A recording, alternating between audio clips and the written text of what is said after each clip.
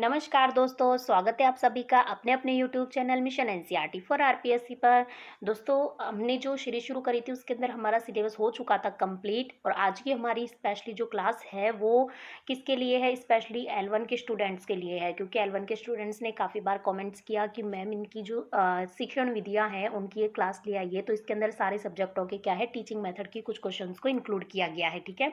जिसके अंदर एसएस है, साइंस मैथ है, हिंदी है, इंग्लिश है, इन सभी के जो इंग्लिश टीचिंग मेथड है उन्हीं को हमने इसमें क्या किया है, शामिल किया है। तो चलिए स्टार्ट करते हैं हमारे शामिल किए गए इसके क्वेश्चन, अच्छे से देखिएगा। चलिए स्टार्ट करते हैं हमारा आज का क्वेश्चन नंबर 1। कौन सा शब्द दूरदर्शिता के लिए दिया गया है? ऑप्टिक एट्रोफी या फिर एस्टिग्मेटिज्म या फिर हाइपरोपिया या फिर रिफ्रैक्शन। तो इसका सही जवाब क्या हो जाता है? एस्टिग्मेटिज्म। नेक्स्ट हमारा क्वेश्चन देखिएगा, सीखने का अंतर्दृष्टि सिद्धांत किसके द्वारा दिया गया है? थॉर्नडाइक के द्वारा, गार्डनर के द्वारा, कोहलर के द्वारा या फिर हल तथा टॉलमैन के द्वारा। तो इसका सही जवाब क्या हो जाता है? इसका सही जवाब हो जाएगा कोहलर ने दिया था अंतर्दृष्टि सिद्धांत, या फिर जिसे हम क्या कहते हैं, सूझबूझ का सिद्धांत भी कहते हैं। बात करें थॉर्नडाइक की, तो थॉर्नडाइक ने कौन सा दिया था? उद्दीपक अनुक्रिया का सिद्धांत दिया था। मतलब कि एसआर थ्योरी जो दी थी वो किसने दी थी? थॉर्नडाइक ने दी थी, स्टिमुलस रेस्पॉन्स थ्योरी, जिसके प्रवर्तक कौन थे? थॉर्नडाइक थे। और लगभग 1913 में इन्होंने दिया था और ये कौन थे? व्यवहारवादी थे। इनके सिद्धांत को और क्या कहा जाता है? प्रयास या फिर त्रुटि का सिद्धांत या फिर प्रयत्न व भूल का सिद्धांत भी इसको कहा जाता है, ठीक है।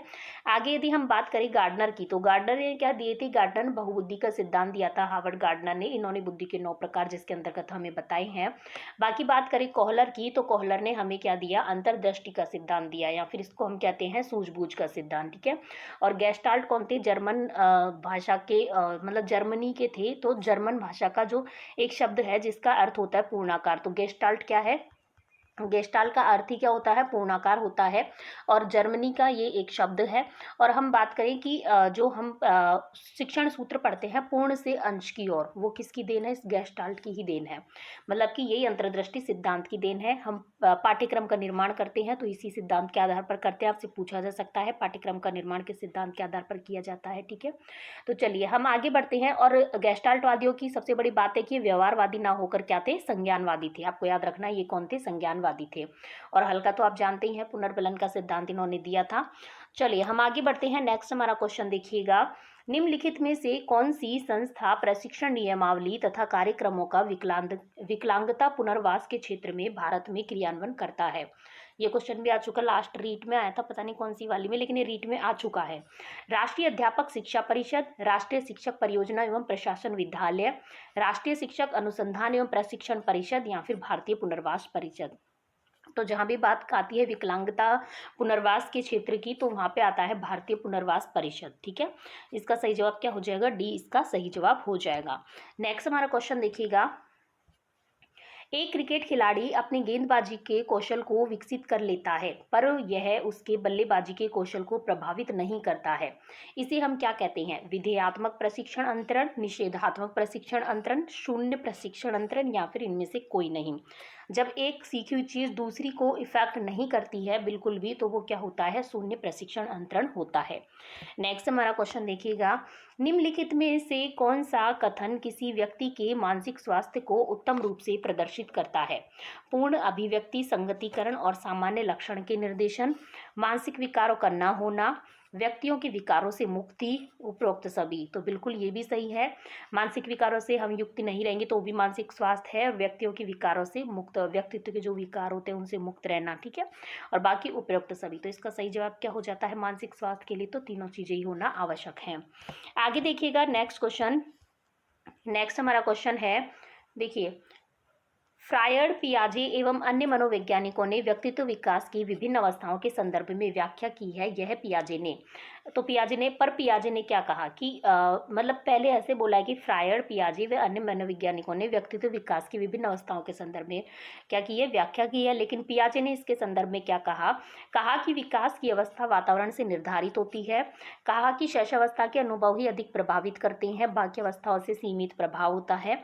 विभिन्न अवस्थाओं को समझाने के लिए संज्ञानात्मक बदलाव के बारे में कहा। तो बिल्कुल इन्होंने क्या कहा था? संज्ञानात्मक बदलाव के बारे में किसने नियम दिए? पियाजे ने, ठीक है। 4 अवस्थाएं इन्होंने इसकी बताई थी, या फिर इनमें से कोई नहीं। तो इसका सही जवाब क्या हो जाता है, पियाजे ने हमारे संज्ञानात्मक जो इसका बदलाव की जो अवस्था है उसके बारे में क्या किया, इन्होंने स्पष्ट किया। तो जहां भी संज्ञानात्मक आ जाए इससे संबंधित कौन रहेगा, हमेशा पियाजे रहेगा, आपको याद रखना है। ठीक है, संज्ञानात्मक से संबंधित है पियाजे। और हम आपको बात बता देते हैं थोड़ी सी पियाजे के बारे में। देखिए, इन्होंने 4 अवस्थाएं बच्चे की बताई हैं। संज्ञानात्मक अवस्था जो होती है, संज्ञानात्मक विकास के सिद्धांत को इन्होंने 4 अवस्थाओं में डिवाइड किया। एक तो होती है संवेग पेशीय अवस्था, एक होती है पूर्व संक्रियात्मक, एक मूर्त संक्रियात्मक और एक अमूर्त संक्रियात्मक। ठीक है, और हम बता दें पियाजे जो है इन्हीं को विकासात्मक मनोविज्ञान का क्या कहा जाता है, जनक भी कहा जाता है, आपको याद रखना है। ठीक है, चलिए हम आगे बढ़ते हैं। और इन्होंने क्या बताया था कि जो विकास जो प्रारंभ होता है, जो संज्ञान विकास कब से प्रारंभ होता है, शैशवावस्था से प्रारंभ होता है, जीवन पर्यंत चलता है, जबकि विकास हमारा गर्भावस्था से प्रारंभ हो जाता है।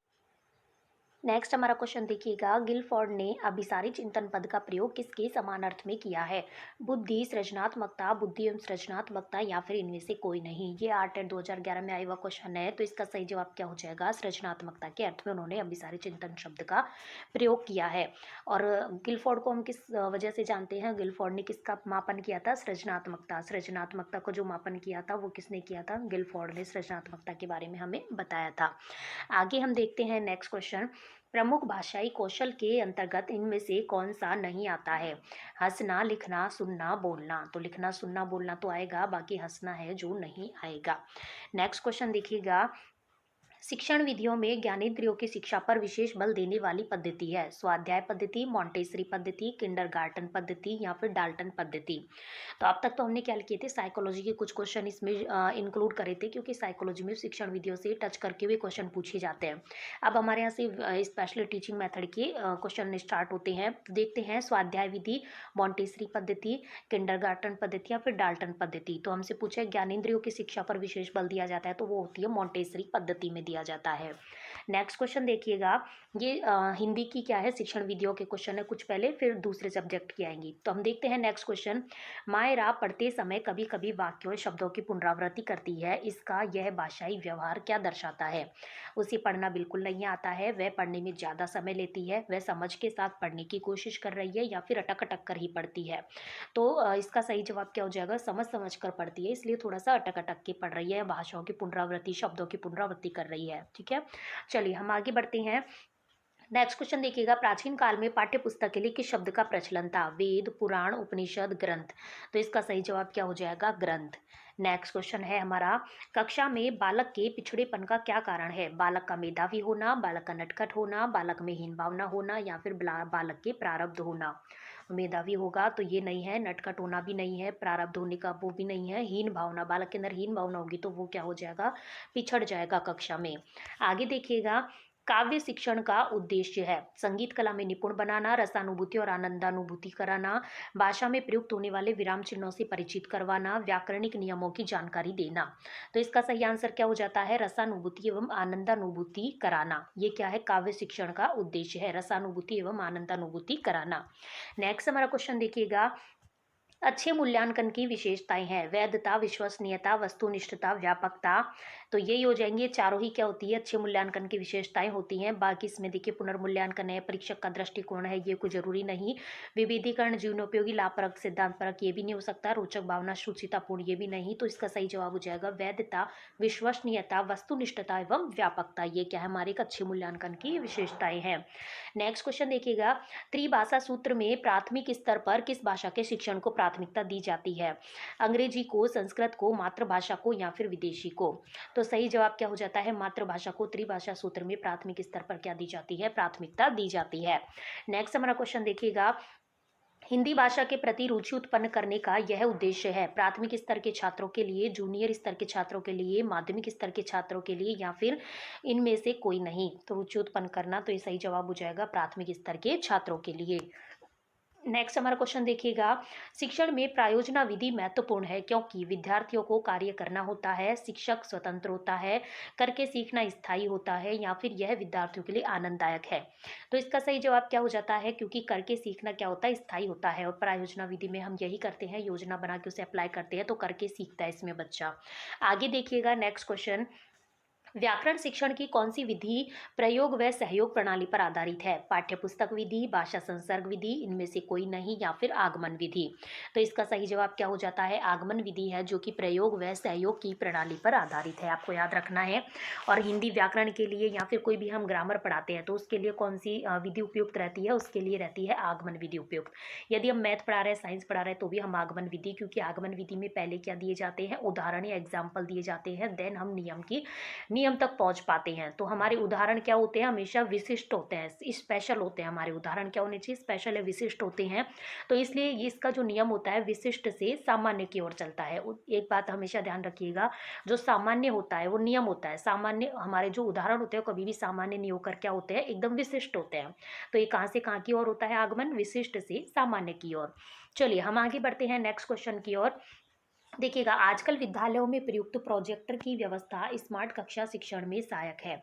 स्कूलों में जो प्रोजेक्टर यूज होता है तो वो किस में सहायक है? ऑप्शन देखते हैं।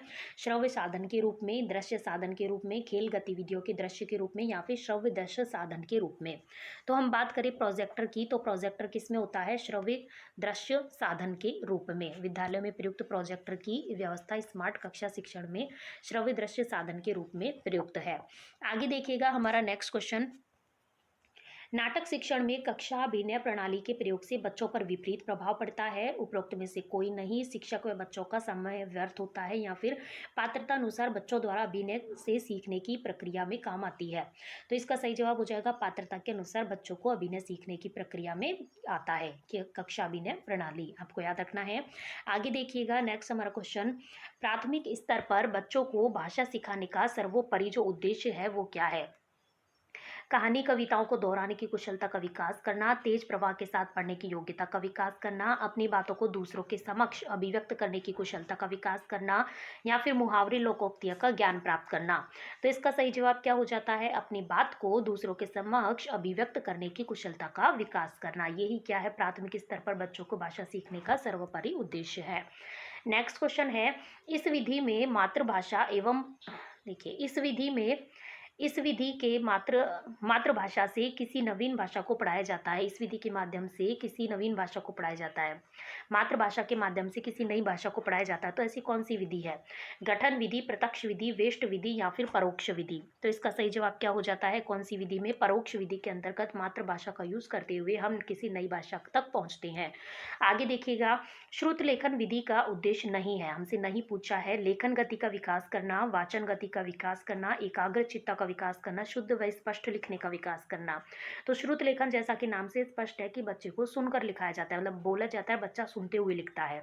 तो लेखन गति का विकास भी होगा, एकाग्र चित्ता का विकास होगा, शुद्ध व स्पष्ट लेखन का विकास होगा, लेकिन वाचन गति मतलब बोलने का इसका कोई संबंध नहीं है, तो वाचन गति इसका सही जवाब हो जाएगा। नेक्स्ट क्वेश्चन देखिएगा, वह कौन सी शिक्षण विधि है जो लेखन उच्चारण में तो प्रारंभिक स्तर के लिए व रचना शिक्षण के लिए माध्यमिक स्तर पर उपयोगी है? व्याख्यान विधि, द्विभाषा शिक्षण विधि, आगमन विधि, या फिर अनुकरण विधि? तो इसका सही जवाब क्या हो जाएगा? अनुकरण विधि। प्रारंभिक स्तर के लिए, रचना शिक्षण के लिए, माध्यमिक स्तर पर उपयोगी है, तो कौन सी हो जाएगी? अनुकरण विधि। आगे देखिएगा, साहित्य की विधाओं का ज्ञान प्राप्त करना भाषा शिक्षण का एक किस श्रेणी का उद्देश्य है? रसात्मक, सृजनात्मक, ज्ञानात्मक, या फिर कोई नहीं? तो सही जवाब क्या हो जाता है? ज्ञानात्मक का उद्देश्य है। नेक्स्ट क्वेश्चन है, भाषा सीखने का व्यावहारिक दृष्टिकोण किस पर बल देता है? अनुकरण पर, अभिव्यक्ति पर, रचनात्मकता पर, या फिर भाषा प्रयोग पर? तो सही जवाब हो जाएगा अनुकरण पर। नेक्स्ट हमारा क्वेश्चन है, नेक्स्ट क्वेश्चन देखिएगा, प्राप्य उद्देश्य कौशल की पूर्ति हेतु छात्रों से क्या कार्य है जो करवाया जाना चाहिए? लेखन कार्य, अभ्यास कार्य, चित्र निरूपण, या फिर प्रायोजना कार्य? तो सही जवाब हो जाएगा चित्र निरूपण। नेक्स्ट हमारा क्वेश्चन है, सजगता के विकास में किस क्रिया का सर्वाधिक योगदान है? लिखित कार्य का, प्रोजेक्ट कार्य का, गृह कार्य का, या फिर मौखिक कार्य का? तो सही आंसर हो जाता है प्रोजेक्ट कार्य का। सजगता के विकास में किस कार्य का सर्वाधिक योगदान है? प्रोजेक्ट कार्य का। नेक्स्ट हमारा क्वेश्चन देखिएगा, ज्ञात से अज्ञात की ओर किस शिक्षण विधि में प्रयुक्त होता है? प्रदर्शन विधि में, प्रयोग विधि में, संश्लेषण, या फिर विश्लेषण विधि में? तो सही जवाब इनके अकॉर्डिंग क्या हो जाएगा, प्रयोग विधि में, क्योंकि प्रयोगशाला विधि में जो होते हैं वो आगमन विधि के सूत्र ही यूज आते हैं। और आगमन विधि के सूत्र में हम आपको बता दें क्या होता है, ज्ञात से अज्ञात की ओर होता है, ज्ञात से अज्ञात हम नियम की ओर पहुंचते हैं जो कि अज्ञात होता है। और उदाहरण हमेशा क्या होते हैं, विशिष्ट होते हैं। तो ये कहाँ से चलता है, विशिष्ट से सामान्य की ओर चलता है। जो उदाहरण होते हैं वो हमारे क्या होते हैं, प्रत्यक्ष होते हैं, सामने होते हैं। तो प्रत्यक्ष से हम कहाँ जाते हैं, प्रमाण की ओर इसमें जाते हैं। स्थूल से हमारे जो उदाहरण होते हैं एकदम स्थूल होते हैं, वृहद होते हैं, तो हम स्थूल से एक छोटे से नियम की तरफ पहुंच जाते हैं, मतलब स्थूल से सूक्ष्म की ओर। इस तरीके से आप इसे याद रख सकते हैं। एक आता है उदाहरण से नियम की ओर, जो तो आपको याद रहता ही है, ठीक है। चलिए हम आगे बढ़ते हैं। नेक्स्ट क्वेश्चन देखिएगा, निम्न में से कौन सी कार्य सूचक क्रिया नहीं है, मापना, पता लगाना, बताना या फिर संकेत करना। तो सही जवाब क्या हो जाता है, संकेत करना। कौन सी कार्य सूचक नहीं है, तो संकेत करना नहीं है, बाकी मापना, पता लगाना, बताना है। नेक्स्ट क्वेश्चन देखिएगा, गणित शिक्षण की किस विधि में प्रत्यक्ष अनुभवों, उदाहरणों तथा प्रयोगों को भलीभांति अध्ययन करके नियम निकाले जाते हैं। समस्या समाधान विधि, निगमन विधि, प्रयोग विधि या फिर आगमन विधि। तो गणित शिक्षण के लिए तो सर्वोत्तम उपयोगी कौन सी है, आगमन विधि है, जिसमें अनुभवों, उदाहरणों, प्रयोगों का भलीभांति अध्ययन करके फिर नियम निकाले जाती हैं। फिर से हम अब एक बार आपको रिपीट कर देते हैं। देखिएगा, आगमन विधि में आप ऐसे याद मत कीजिएगा, आप केवल अंदाजा लगाइएगा। जैसे हमारे पास उदाहरण है, तो उदाहरण क्या होते हैं, हमारे हमेशा विशिष्ट होते हैं। तो ये कहाँ से कहाँ की ओर जाएगा, विशिष्ट से सामान्य की ओर। तो ये इसके सूत्र बता रही हूँ, जो आगमन विधि के 5 सिद्धांत या सूत्र, कुछ भी कह सकते हैं आप इन्हें। तो विशिष्ट से सामान्य की ओर। उदाहरण क्या होते हैं, हमारे प्रत्यक्ष में सामने होते हैं। तो प्रत्यक्ष से हम कहाँ जाएंगे, प्रत्यक्ष से प्रमाण की ओर जाएंगे। और ये क्या होते हैं, स्थूल होते हैं, वृहद होते हैं। तो स्थूल से सूक्ष्म की ओर, छोटे से नियम की तरफ हम इसमें पहुंच जाते हैं। और हम आपको बताएं तो ये क्या होते हैं, उदाहरण तो हमें ज्ञात होते हैं और नियम अज्ञात होता है। तो ज्ञात से अज्ञात की ओर, इसके ओर तरफ जाते हैं। और उदाहरण से नियम की ओर इसमें जाते हैं, किसमें, आगमन विधि में। और इसका जस्ट उल्टा किसमें हो जाएगा, निगमन के अंतर्गत हो जाएगा, ठीक है। चलिए हम आगे बढ़ते हैं। और मनोवैज्ञानिक व वैज्ञानिक विधि है, ये क्रियाशीलता के सिद्धांत पर आधारित है। कौन सी, आगमन विधि। प्राप्त ज्ञान इसमें स्थायी होता है, बाल केंद्रित विधि है। ये सब इसके सब गुण हो जाएंगे। चलिए हम आगे बढ़ते हैं। नेक्स्ट क्वेश्चन देखिएगा, मूल्यांकन वह प्रक्रिया है जिसमें किसी जांच स्तर को आधार बनाकर किसी मूल्य निर्धारित करके या आंकने की बात कही जाती है। यह कथन किसका है। मूल्यांकन की डेफिनेशन है, बताया जा रहा है कि कथन किसका है। कार्टर वी गुड का, एन.एस. साती का, या फिर राइट स्टोन का, या फिर ग्रोलुंड एवं लिन का। तो सही जवाब क्या हो जाता है, राइट स्टोन का ये कथन है। हम रिपीट कर देते हैं एक बार कि मूल्यांकन वह प्रक्रिया है जिसमें किसी जांच स्तर को आधार बनाकर किसी मूल्य निर्धारित करने या आंकने की बात इसमें कही जाती है। नेक्स्ट क्वेश्चन नेक्स्ट देखते हैं, वह मूल्यांकन जो छात्रों की योग्यताओं, रुचियों, अभिरुचियों, अभिवृत्तियों, क्षमताओं से संबंधित ताकत या कमजोरियों के आकलन हेतु किया जाता है। सत्रीय मूल्यांकन, निदानात्मक मूल्यांकन, निर्माणात्मक मूल्यांकन या फिर संकलनात्मक मूल्यांकन। तो इसका सही जवाब क्या हो जाता है, निदानात्मक मूल्यांकन। देखिए फ्रेंड्स, जो निदान शब्द है युद्ध चिकित्सा के क्षेत्रीय जो चिकित्सीय क्षेत्र है उससे लिया गया है, जिसका अर्थ क्या होता है, हम जैसे किसी मरीज का इलाज करते हैं तो उससे पहले क्या करते हैं, उसकी बीमारियों का पता लगाते हैं, उसकी जांच करते हैं। इसी तरीके से हमारी कक्षा का जो होता है हुलिया होता है, जैसे कि छात्र की अंदर क्या कमजोरियां हैं, क्यों है, उन सभी का पता लगाते हैं, वो होता है निदानात्मक मूल्यांकन। फिर उपचारात्मक मूल्यांकन के अंतर्गत उसका उपचार किया जाता है। नेक्स्ट क्वेश्चन देखते हैं। देखिएगा, गणित सभी विज्ञानों का सिंह द्वार एवं कुंजी है। यह कथन किस गणितज्ञ का है। परिभाषा से संबंधित क्वेश्चन है, एक क्वेश्चन अवश्य आता ही है इससे संबंधित। तो इसका सही जवाब देख लेते हैं, बेकन, यंग, लेबनीज या फिर पाइथागोरस। तो सही जवाब क्या हो जाता है, बेकन ने कहा था कि गणित है जो सभी विज्ञानों का सिंह द्वार एवं कुंजी है। नेक्स्ट क्वेश्चन देखिएगा, निम्न में से कौन सी विशेषता गणित की प्रकृति को प्रदर्शित नहीं करती है। तार्किक, व्यवस्थित, संगठित या फिर अभिव्यक्ति। तो इसका सही जवाब क्या हो जाता है, व्यवस्थित है, जो गणित की प्रकृति की विशेषता को प्रदर्शित नहीं करती है। नेक्स्ट क्वेश्चन है, इकाई योजना के निर्माता कौन है। किलपैट्रिक है, आर्मस्ट्रॉन्ग है, मॉरिसन है या फिर हर्बर्ट है। तो इसका सही जवाब क्या हो जाता है, बात आती है इकाई योजना की तो नाम आता है हर्बर्ट का। जबकि किलपैट्रिक का जो नाम आता है वो किससे संबंधित है, प्रोजेक्ट से संबंधित है, मतलब कि प्रायोजना विधि। जो प्रायोजना विधि है उससे संबंधित है कौन, किलपैट्रिक। जॉन डीवी और किलपैट्रिक दोनों किससे संबंधित है, प्रायोजना विधि से संबंधित है। करो व सीखो के सिद्धांत पर ये योजना आधारित है, ठीक है। जॉन डीवी के समूर्त विचार, जॉन डीवी ने इस विचार दिया था और उसके अमूर्त विचार को इनके शिष्य थे किलपैट्रिक, इन्होंने क्या दिया था, मूर्त रूप दिया था। चलिए हम आगे बढ़ते हैं। नेक्स्ट क्वेश्चन देखिएगा, यदि एक छात्र क्रमचय और संचय की तुलना कर सकने में समर्थ हो जाता है तो अध्यापक इसे अपनी प्राप्ति की पूर्ति करता है। ज्ञानात्मक, अवबोधात्मक, ज्ञानोपयोग या फिर विश्लेषण, मतलब वो क्रमचय और संचय की क्या दे सकता है, परिभाषा दे सकता है। तो इसका सही जवाब हो जाएगा ज्ञानात्मक। नेक्स्ट क्वेश्चन देखिएगा, गणित शिक्षण में प्रोजेक्ट विधि के संबंध में कौन सा कथन है जो सही नहीं है? प्रजातांत्रिक है, सामाजिक गुण विकसित करती है, प्रयोगात्मक एवं व्यवहारिक विधि है, शिक्षक सबसे सक्रिय रहता है। तो इसका सही जवाब क्या हो जाएगा, सामाजिक गुण विकसित करती है। प्रोजेक्ट विधि की बात करें तो सबसे पहले जॉन डीवी ने इसके बारे में बताया था योजना विधि के नाम से। बाकी हम बात करें तो करो व सीखो के सिद्धांत पर यह आधारित है और इनके अमूर्त विचार को किलपैट्रिक ने क्या दिया था, मूर्त रूप दिया था। आपको याद रखना है किलपैट्रिक। आपसे प्रोजेक्ट विधि के क्या पूछे जा सकते हैं, पद पूछे जा सकते हैं, जिसमें सबसे पहले परिस्थिति का निर्माण किया जाता है, फिर योजना का चयन किया जाता है, फिर योजना का कार्यक्रम बनाया जाता है, फिर योजना के कार्यक्रम का क्रियान्वयन किया जाता है, फिर मूल्यांकन। तो 5 पदों से मिलकर बनी है प्रायोजना विधि। चलिए हम आगे बढ़ते हैं। नेक्स्ट क्वेश्चन देखिएगा। नेक्स्ट हमारा क्वेश्चन है, प्रस्तावना का मूल आधार है विशिष्ट उद्देश्य, पूर्व ज्ञान, पुनरावृत्ति या फिर पुनरावलोकन। तो प्रस्तावना का मूल आधार क्या होता है, इसका मूल आधार होता है पूर्व ज्ञान। जैसे कि आपने बीएड किया होगा, आपने लेसन बनाए होंगे, आप स्कूलों में पढ़ाने के लिए गए होंगे, तो पूर्व ज्ञान के आधार पर हम पहले क्या करते हैं, 4-5 क्वेश्चनों का निर्माण करते हैं, फिर लास्ट वाले क्वेश्चन में छात्र को निरुत्तर करके हम अपने पॉइंट पर पहुंचते हैं। तो प्रस्तावना का जो मूल आधार क्या होता है, पूर्व ज्ञान होता है बच्चों का। आगे देखिएगा हमारा नेक्स्ट हमारा क्वेश्चन देखिएगा, शिक्षण सहायक सामग्री की सापेक्ष प्रभावशीलता को शंकु द्वारा किसने स्पष्ट किया? डेल ने, बैल ने, बर्टन ने या फिर डेंट ने?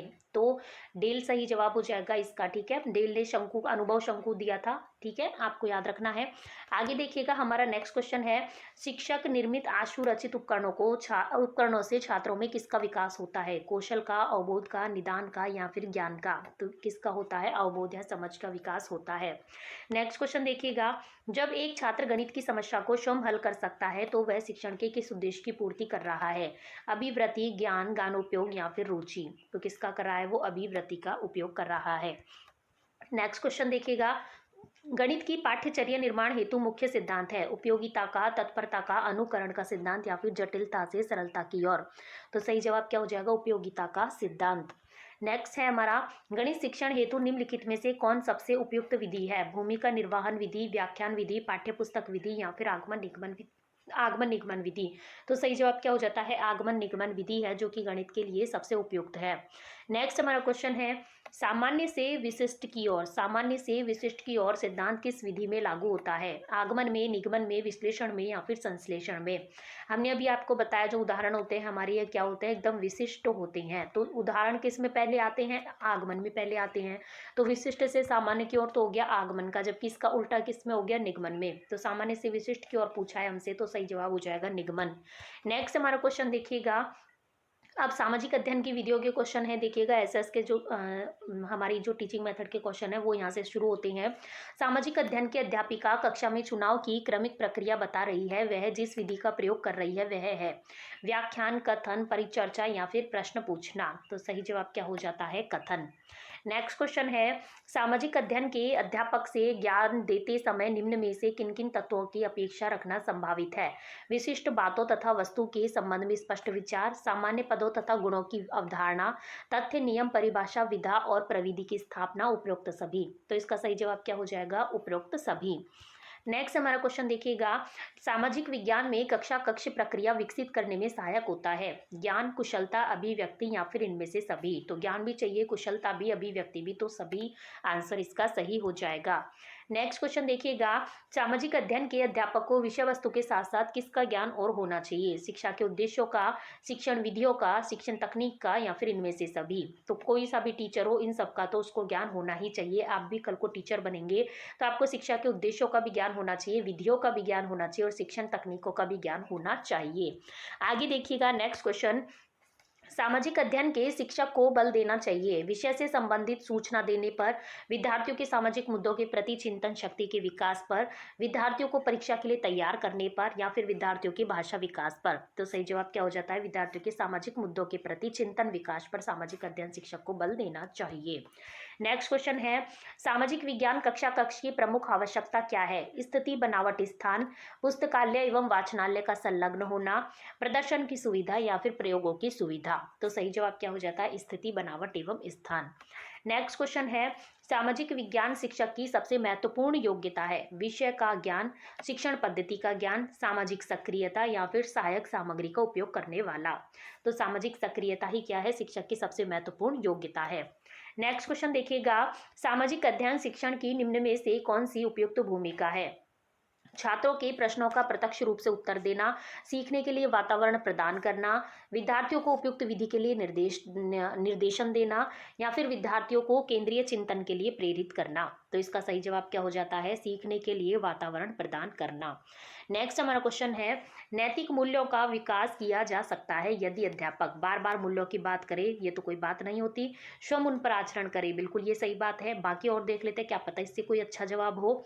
महान व्यक्तियों की कहानियां सुनाए, ये भी कोई जरूरी नहीं। देवी देवताओं की बात करें, ये भी जरूरी नहीं। तो सबसे उपयुक्त आंसर है स्वयं उन पर आचरण करे। मतलब नैतिक मूल्यों का विकास किया जा सकता है यदि स्वयं अध्यापक को उन पर क्या करे, आचरण करे। ठीक है, आप भी कल को अध्यापक बनेंगे तो आपको पहले खुद को नियम फॉलो करने हैं, देन विद्यार्थियों में नैतिक मूल्यों का विकास करें, पहले खुद के अंदर करें। ठीक है, आगे हम देखते हैं, सामाजिक विज्ञान में किस प्रकार की शिक्षण सामग्री सबसे उपयोगी होती है? मॉडल है, संग्रहालय है, दृश्य श्रव्य सामग्री है या फिर ड्राइंग उपकरण है? तो इसका सही जवाब क्या हो जाता है, दृश्य श्रव्य सामग्री। सामाजिक विज्ञान में शिक्षण सामग्री सबसे उपयोगी है कौन सी, दृश्य श्रव्य सामग्री, क्योंकि उसके अंदर बच्चा देखकर भी और सुनकर भी दोनों तरीके से सीखता है। ठीक है, दो ज्ञानेंद्रियां उसकी काम करती हैं। आगे देखिएगा, सामाजिक अध्ययन शिक्षण में शिक्षण अधिगम सामग्री का प्रयोग पाठ को लंबा करता है? नहीं। छात्र उबने लगते हैं? नहीं। उपयुक्त दोनों कथन असत्य हैं? तो ये बिल्कुल सही है, उपयुक्त दोनों कथन असत्य हैं, क्योंकि शिक्षण सहायक सामग्री पे तो इनका अपोजिट होता है, पाठ को एकदम इंटरेस्टिंग ये बना देते हैं। ठीक है, तो इसका सही जवाब हो जाएगा उपयुक्त दोनों कथन ही क्या है, असत्य है। नेक्स्ट हमारा क्वेश्चन है, सामाजिक अध्ययन में निम्न में से कौन सी परीक्षा छात्रों के स्वतंत्र चिंतन के मूल्यांकन का अवसर प्रदान करती है?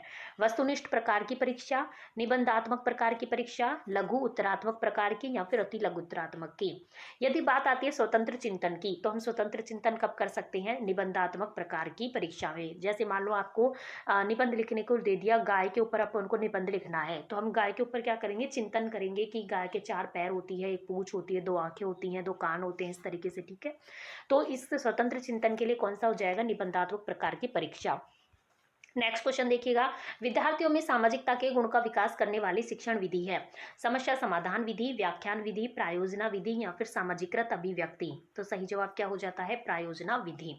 नेक्स्ट हमारा क्वेश्चन है, सामाजिक अध्ययन शिक्षण में प्रयोजना का प्रयोग है? स्वाध्याय के लिए, गतिविधियों के विश्लेषण के लिए, सामाजिक वातावरण को सीखने के लिए या फिर उपरोक्त सभी? तो ये भी सही है, ये भी सही है, ये भी सही है, तो सही जवाब हो जाएगा उपरोक्त सभी।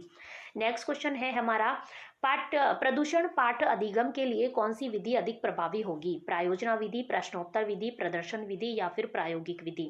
तो इसका सही जवाब क्या हो जाएगा, प्रायोजना विधि प्रदूषण पाठ अधिगम के लिए सर्वाधिक प्रभावी होगी। यहाँ तक हमारे हो जाते हैं एसएस के क्या हो जाते हैं, teaching method complete.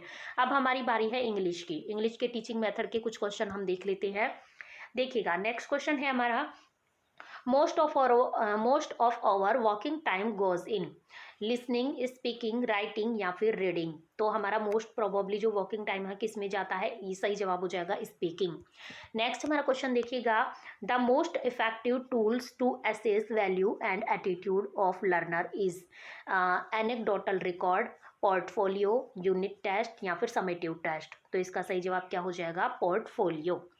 Next question है हमारा, as English teacher after completing a chapter from the textbook ask question based on the text too? मतलब चैप्टर को कंप्लीट करने के बाद उससे संबंधित क्वेश्चन पूछना। मेंटेन क्लास डिसिप्लिन, क्लास के डिसिप्लिन को मेंटेन करता है। Keep student busy as the chapter is complete, स्टूडेंटों को बिजी रखता है। अट्रैक्ट स्टूडेंट एंड अटेंशन, तो स्टूडेंटों का जो अटेंशन है उसको अट्रैक्ट करता है। नो देयर कंप्रेंशन, तो इसका सही जवाब हो जाएगा नो देयर कंप्रेंशन। उसकी जो उपलब्धियों के बारे में है, पता चलता है कि उसने कितना इस चैप्टर में से सीखा है। आगे देखिएगा, नेक्स्ट हमारा क्वेश्चन है, the information which is transferred to the receiver has to be interpreted, this proceed is called opening, closing, decoding या फिर एनकोडिंग? तो इसका सही जवाब क्या हो जाएगा, डिकोडिंग। नेक्स्ट क्वेश्चन देखिएगा, for students to gain language skills from text books the text book learning should तो इसका सही जवाब देख लेते हैं, correlate with assessment and achievement. तो इसका सही जवाब तो यही हो जाएगा। तो फर्स्ट ऑप्शन इसका सही आंसर हो जाएगा। नेक्स्ट क्वेश्चन देखिएगा, how can person correctly communicate, speaking, email, text, image, all of the above. मतलब करेक्टली कम्युनिकेशन हम कैसे कर सकते हैं, एक दूसरे से बातचीत कैसे कर सकते हैं, तो बोल कर भी, ईमेल के द्वारा भी, टेक्स्ट मैसेज, तो चारों के द्वारा ही, तीनों के द्वारा ही हम कर सकते हैं। तो 4 इसका सही ऑप्शन हो जाएगा। नेक्स्ट क्वेश्चन देखिएगा, which is communication without words, which is communication without words, बिना शब्दों के जो कम्युनिकेशन होता है उसकी बात यहाँ पे हो रही है। There is no communication without words, क्या कम्युनिकेशन नहीं हो सकता विदाउट वर्ड्स के। नॉन वेरिएबल कम्युनिकेशन, मतलब बिना शब्दों के नॉन वेरिएबल कम्युनिकेशन हो सकता है। तो यही इसका सही जवाब हो जाएगा, टेलीपैथी, सिंगल साइन लैंग्वेज। तो इसका सही जवाब हो जाएगा non variable communication. Next question देखिएगा, which one is correct about teaching learning material, मतलब टीचिंग लर्निंग मटेरियल जो होती है, शिक्षण सहायक सामग्री, उनके बारे में कौन सा करेक्ट है। Teaching learning material includes the contents of the text, the teaching learning material should suit the learners mental age, teaching learning material should be interesting to the learners, मतलब टीचिंग लर्निंग मेथड है जो कि interesting बनाता है teaching, जो कि इसको learner को, मतलब सीखने वाले बच्चों को। तो यही सबसे उपयुक्त लग रहा है अभी तक। तो चौथा और देख लेते हैं, the teaching learning material is not an aid to the teacher. तो इसका सही जवाब थर्ड ही हो जाएगा, सबसे उपयुक्त आंसर, की जो टीचिंग लर्निंग एड है, हमारे मटेरियल है, वो क्या करते हैं, इंटरेस्टिंग बनाते हैं टीचिंग को लर्नर के साथ। ठीक है, आगे देखिएगा, the main purpose of the teaching language is, जो मेन पर्पज है टीचिंग लैंग्वेज को टीच कराने का, वो क्या है।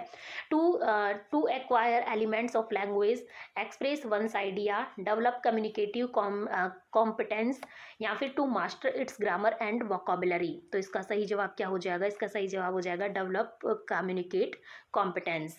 नेक्स्ट क्वेश्चन देखते हैं। नेक्स्ट क्वेश्चन देखिएगा, व्हाट इज ब्रेन स्टॉर्मिंग, जो हमारी जो समस्या समाधान वाली जो विधि है उसके बारे में बात हो रही है। What is brain storming, to collect all kinds of ideas on a topic, doing some mental exercise, ये तो कोई बात नहीं होती, to make effort to understand something, giving some kind to stimulus और टू द ब्रेन। तो इसका सही जवाब तो सबसे उपयुक्त आंसर कौन सा हो जाएगा, to collect all kinds of ideas on a topic, किसी टॉपिक के बारे में ऑल आइडियाज जो उसके इर्द गिर्द होते हैं उनको क्या करना, कलेक्ट करना, वही क्या होता है, ब्रेन स्टॉर्मिंग होता है। नेक्स्ट क्वेश्चन देखिएगा, as a sympathetic listener you should consider the message from the point of view of audience, speaker, others या फिर yourself। तो सही जवाब क्या हो जाता है, स्पीकर। नेक्स्ट हमारा क्वेश्चन है, listening and hearing refers to different things, mental and physical act respectively the same thing, a specific act versus general act. तो इसका सही जवाब क्या हो जाएगा, mental and physical act respectively. Next question है हमारा, which is not a language skill, कौन सी इनमें से लैंग्वेज स्किल नहीं है, लिसनिंग, रीडिंग, हेयरिंग या फिर राइटिंग। लिसनिंग भी है, रीडिंग भी है, राइटिंग भी है, बट हेयरिंग, सुनना कोई लैंग्वेज स्किल नहीं है। नेक्स्ट क्वेश्चन देखिएगा, चलिए हमारे नेक्स्ट इसमें कोई क्वेश्चन नहीं है, हमारे क्वेश्चन होते हैं यहाँ पर कंप्लीट। ठीक है, हमने इसमें टीचिंग मेथड के देखिए, पहले हमने थोड़े से साइकोलॉजी के इसमें क्वेश्चन कंप्लीट करे, क्योंकि साइकोलॉजी से संबंधित करके भी आपसे क्वेश्चन पूछे जाते हैं। उसके बाद हमने साइंस मैथ के टीचिंग, हिंदी के टीचिंग मेथड ऐड करे, देन साइंस मैथ के, देन एसएस के, कुछ क्वेश्चन हमने इंग्लिश के इसमें ऐड करे हैं। तो हमने ये कुछ छोटे टाइम में, बहुत ही कम टाइम में, बहुत ही अच्छा से एक वीडियो आपको प्रेजेंट करने की कोशिश करी है, क्योंकि हमारे पास टाइम की बहुत ज़्यादा शॉर्टेज है, घर में प्रोग्राम है, घर में प्रोग्राम ही शादी की होने की वजह से हमारे पास इतना टाइम नहीं है, लेकिन फिर भी हमने कैसे भी करके किसी दूसरी जगह पर जाकर इस वीडियो को शूट करके आपको प्रेजेंट कराने की कोशिश करी है। ठीक है फ्रेंड्स, तो चलिए फ्रेंड्स, हम आपको नेक्स्ट वीडियो में देखते हैं, टाइम मिलेगा तो हम जरूर आपके लिए साइंस का एक वीडियो अलग से लेकर आएंगे, क्योंकि साइंस की भी काफ़ी डिमांड हो रही है। तो इसमें इंक्लूड करते तो बहुत लंबा हो जाता है, इतना टाइम भी नहीं था। तो देख लेते हैं साइंस का, यदि हमें टाइम मिला तो हम आपको 24 तारीख से 23 तारीख से पहले या फिर कल तक प्रेजेंट कराने की हम आपको क्या करेंगे, कोशिश करेंगे। तो चलिए फ्रेंड्स, हम आपको मिलते हैं नेक्स्ट वीडियो में नेक्स्ट क्वेश्चंस के साथ। यदि मिल पाए तो और नहीं मिल पाए तो आपको very very all the best आपके एग्जाम के लिए। सब अच्छे से एग्जाम देना, भी पॉजिटिव होकर एग्जाम देना, आप यही सोच के एग्जाम देना, जो टफ है वो सबके लिए टफ है। टफ पेपर को देख के घबराना नहीं है, क्योंकि जो टफ है वो सबके लिए टफ है, आपके लिए नहीं केवल। ठीक है, तो जो ईजी है वो सबके लिए ईजी है, जो टफ है जो सबके लिए टफ है, सिंपल सी बात होती है। तो आप अच्छे से पेपर देना, बिल्कुल पॉजिटिव वे में, भगवान जी का नाम लेके एकदम अच्छे से पेपर देना। चलिए फ्रेंड्स, मिलते हैं आपको नेक्स्ट वीडियो में नेक्स्ट क्वेश्चंस के साथ। धन्यवाद। यदि आपको हमारा वीडियो और चैनल पसंद आता है तो वीडियो को लाइक जरूर कीजिएगा, चैनल को सब्सक्राइब कीजिएगा, ज़्यादा से ज़्यादा लोगों को शेयर कीजिएगा। धन्यवाद।